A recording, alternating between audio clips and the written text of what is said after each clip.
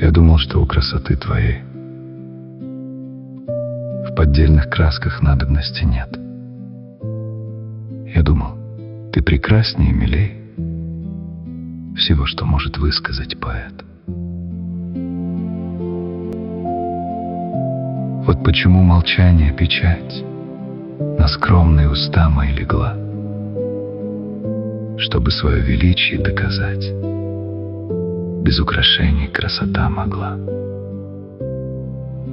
Но ты считаешь дерзостным грехом моей влюбленной музы немоту, меж тем другие немощным стихом бессмертную хоронят красоту. То, что во взоре светится твоем,